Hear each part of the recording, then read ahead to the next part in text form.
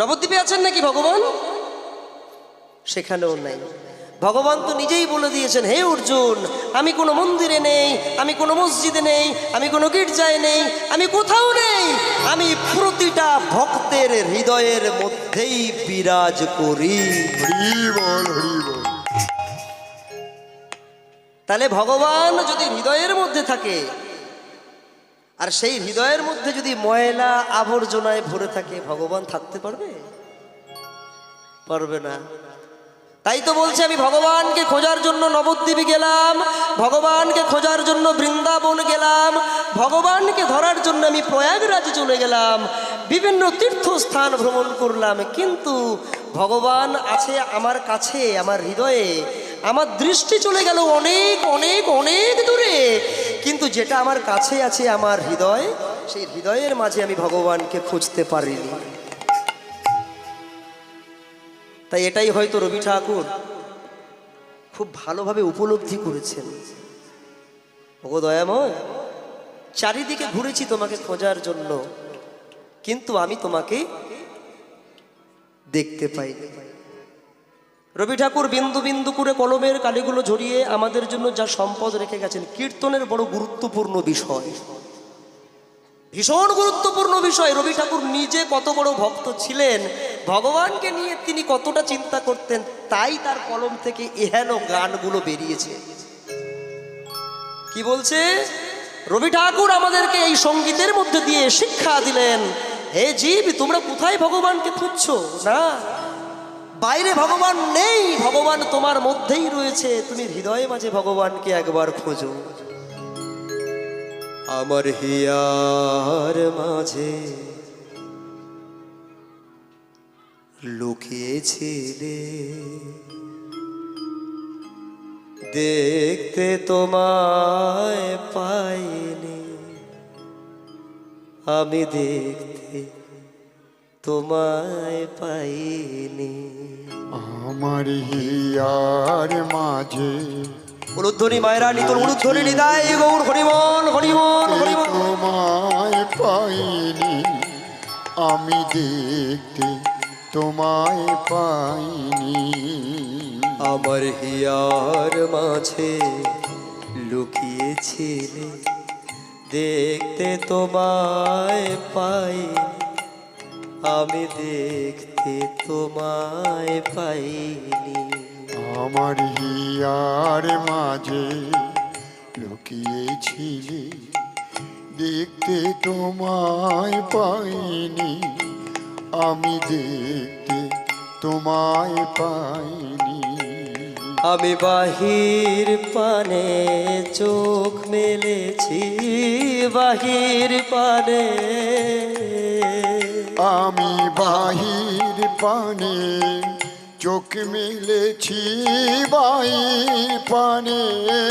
হে ভগবান, আমি তোমাকে খোঁজার জন্য পাগলের মতো ছুটে চলেছি, আমার দৃষ্টি চলে গেছে অনেক দূরে, কিন্তু যেখানে আছে আমার হৃদয়, সেই হৃদয় পানে আমি তোমাকে খুঁজে দেখতে পারিনি। আমি বাহির পানে চোখ মেলেছি, বাহির পানে, আমি বাহির পানে চোখ মেলেছি, বাহির পানে। আমার হিয়ার পানে চাইনি, আমার হিয়ার মাঝে লুকিয়েছিলি, দেখতে তোমায় পাইনি, আমি দেখতে তোমায় পাইনি। আমার সকল ভালোবাসা। এই দেখুন, এইসব গানগুলোকে বাদ দিয়ে কীর্তন করা যায়? একেবারে ভক্তের হৃদয়ের কথা। তাই রবি ঠাকুর বলছেন যে বাহ্যিক জগতের আত্মীয় স্বজন, স্ত্রী, পুত্র, কন্যা, সন্তান সবাইকে নিয়ে আমরা মেতে আছি, কিন্তু আমি তোমার ভালোবাসা একটি বারের জন্য আমার হৃদয়ের মাঝে ধরতে পারলাম না। আমার সকল ভালোবাসা, সকল আঘাত, সকল আশায় আমার আমার সকল ভালোবাসা, সকল আঘাত, সকল আশায় আমার সকল ভালোবাসা, সকল আঘাত, সকল আশায় আমার সকল ভালোবাসা, সকল আঘাত, সকল আশায় আমার। তুমি ছিলে আমার মাঝে, ওগো ভগবান তুমি কৃপা করে আমার মধ্যে থাকতে পারলে, কিন্তু আমি এমন অভাজন, আমি তোমার মধ্যে থাকতে পারিনি, দোষ আমার নিজে। তুমি ছিলে আমার মাঝে, তোমার মাঝে যায়নি আমার হিয়ার মাঝে। নিতাই গৌর হরি বল, হরি বল, হরি বল। আমি দেখতে তোমায় পাইনি, আমার হিয়ার মাঝে লুকিয়েছিলে। দেখতে তোমায় পাইনি, আমি দেখতে তোমায় পাইনি। এই হলো রবি ঠাকুর। রবি ঠাকুরের ভিতরটা না দেখলে রবি ঠাকুরকে বোঝা যাবে না। রবি ঠাকুর ভানু সিংহের পদাবলী লিখেছিলেন, তাহলে শুধু রবি ঠাকুর শুধু কবি বলা ভুল হবে। তিনি একাধারে যেমন ভালো কবি, আবার একাধারে তিনি ভালো ভক্ত। কারণ ভক্ত না হলে কি তার কলমের কালি থেকে এমন সম্পদ কখনো বেরোয়? তিনি ভগবানকে কতটা নিয়ে চিন্তা করেছেন, তিনি ভগবানকে কতটা ভেবেছেন, তাই তিনি এই সব গান লিখে গেছেন। এই সব গানের কোনো তুলনা হয়? রেডিও টিভিতে এইসব গান কান পাতলে শোনা যাবে না, রাত যায় না শোনা, চাপা পড়ে গেছে। অনেক গান আছে না, কলকাতার ওই আমাদের শিল্পী একটা আছে রূপম, একটা গান শুনেছেন, আমাকে আমার মতো থাকতে দাও, আমি নিজেকে নিজের মতো গুছিয়ে নিয়েছি, আছে না? এই গানের মধ্যে থেকে মানুষ কোনো শিক্ষা নিতে পারবে? এই গানের মধ্যে কোনো ইতিহাস আছে? এই গানটার মধ্যে কোনো ঐতিহ্য বলে কিছু আছে? বলছে কি আমাকে আমার মতো থাকতে দাও, মানে স্বার্থপর, আমি আমার মতো থাকবো, আমি নিজেকে নিজের মতো গুছিয়ে নিয়েছি, আমার আর কারোর দরকার নাই। কিন্তু এই গানের সঙ্গে রবি ঠাকুরের গানের কম্পেয়ার কখনো চলে? চলে না। কিন্তু আমরা ওই গান নিয়ে মেতে আছি। একবার ভুলো, এখন তো ইউটিউব খুললেই একবারে শর্টস, কত শর্টস, মানে আমাদের ইউটিউব, তারপর আমাদের ইনস্টাগ্রাম, টুইটার খুললেই তো একেবারে শর্টসে ছড়াছড়ি, ভালোবাসায় ছড়াছড়ি। শুনুন, আমি কোনো একটা জায়গায় বাসায় ছিলাম, এক কীর্তনীয় আখর দিচ্ছেন আসরে, যে গৌর সুন্দর নাকি বলছেন যে প্রেম এনেছি বস্তা ভরে, দেব তোদের সস্তা দরে। এই পত্রা শুনে আমি চমকে উঠলাম বাসায় শুয়ে শুয়ে। আমি আমার স্টাফদেরকে বলছি, হ্যাঁ রে ভাই, পত্রে কি বলছে একটু তোরা শোন তো, এটা কি আমি ঠিক শুনলাম নাকি?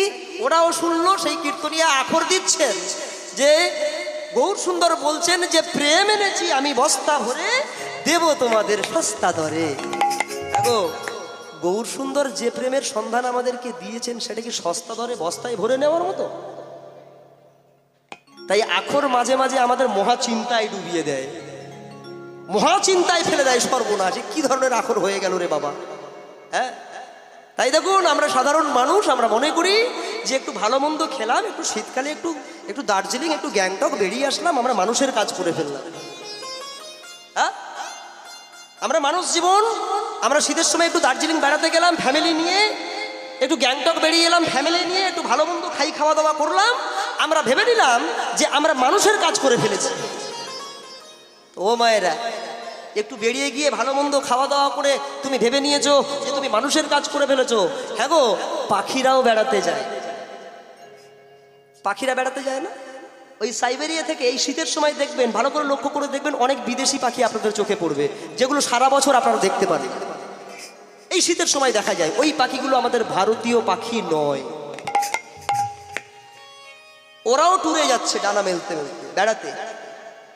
সেই সাইবেরিয়া থেকে সাইবেরিয়ান পাখিগুলো উড়িষ্যার জঙ্গলে বেড়াতে আসে, আমাদের কলকাতায় চিড়িয়াখানায় বেড়াতে আসে। লক্ষ লক্ষ পাখি, বিদেশি পাখি। তাহলে পাখির সঙ্গে আমাদের তুলনা কোথায়? পাখিরাও বেড়াতে যায়, আমরাও বেড়াতে যাই। তা বলছে বাবা, পাখির সঙ্গে আমাদের তুলনা করে ফেললে তা আমাদের পাখির সঙ্গে তুলনা মেলে? কেন মিলবে না?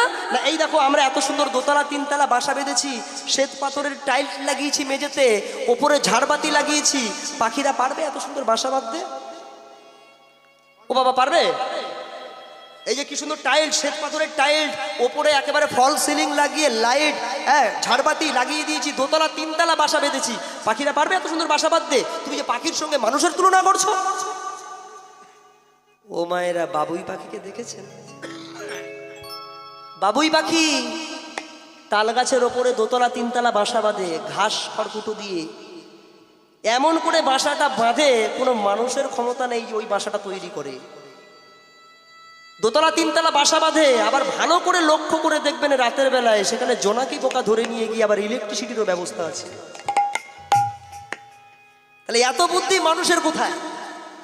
তুমি যে পাখির সঙ্গে আমাদের তুলনা করছো বাবা, শোনো, আমরা মানুষ, পার্থক্য একটা জায়গায় আছে। কোন জায়গায়? না আমরা মানুষ, আমরা যদি মনে করি আমরা একবার বদন ভরে নিতাই গৌর প্রেমানন্দে হরি বল বলতে পারি, আহা, আমরা যদি মনে করি আমরা কৃষ্ণ বলতে পারি, কিন্তু পাখিরা ইচ্ছা করলে বলতে পারবে? পারবে না। তাই এখানেই পার্থক্য। তাই তো তিনি মানুষের মধ্যে বিবেক, বুদ্ধি, বৈরাগ্য, চৈতন্য, চেতনা সবকিছু দিয়েছেন, সবকিছুই দিয়েছেন। কিন্তু পশু পাখির মধ্যে ভগবান বিবেক, বুদ্ধি, চৈতন্য, চেতনা দেননি। এই বিবেক, বুদ্ধি, বৈরাগ্য, চৈতন্য আর চেতনা তিনি শুধুমাত্র মানুষকে দিয়েছেন। পশু পাখিরা কি করে? পেলাম থালে, দিলাম গালে, পাপ পুণ্য নাই কোনো কালে।